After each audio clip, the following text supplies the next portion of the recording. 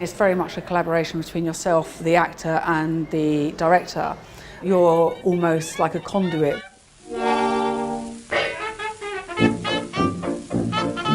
My name is Blundell. I'm a hair and makeup designer on films. I've been working on films for about 25 years. This is my makeup school in Camden. It's called CBMA.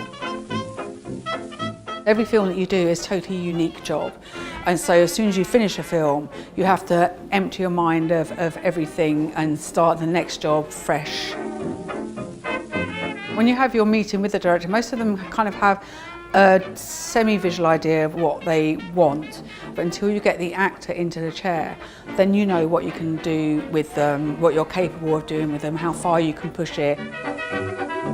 You usually build up quite a close relationship with your actors, especially things like this when you've got scalpels near your actor's head. That pregnant belly up there, that was Rachel Weisz's in The Constant Gardener. That's Cillian Murphy's chest piece for Sunshine. This is where I keep all my spare arms and legs. I've got my boxes of wigs here, and then we've got this guy up here, a slip mask that we make for stuntmen if they have to be on fire. And it's just for that split second, the stuntman will look like the actor. When I was doing the Sherlock Holmes films with Guy Ritchie, and Robert Downey Jr. likes to have loads of different disguises.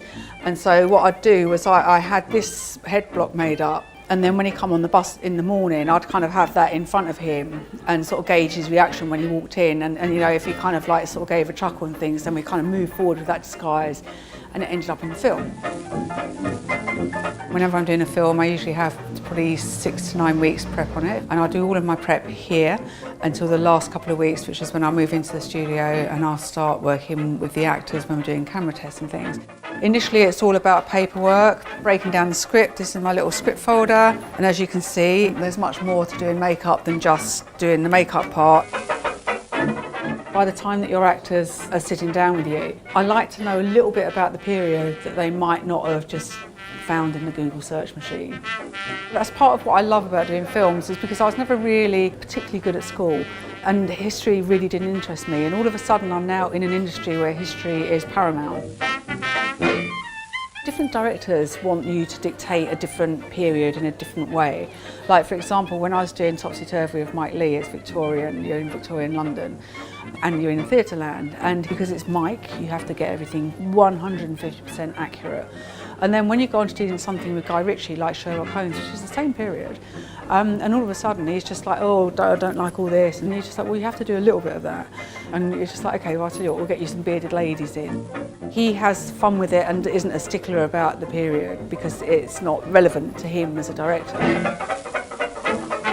When jobs are tough, you tend to work out how you can simplify it. You know, it's like when we was doing Legend with Tom Hardy.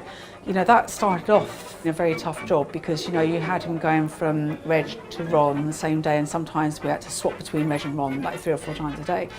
Then it's that sort of thing of like, okay, how do you feasibly do this and do it so we can get this change done in like half an hour, your actor is kind of comfortable enough with doing that. It was a hard film to make simple, if that makes sense. I've always wanted to open up a makeup training school, just to have a little bit of control in how the training in the industry is being governed a little bit more, and it's something I feel quite strongly about. Very proud of my students. Most of them are out in the field working now, and one day one of them will take my job.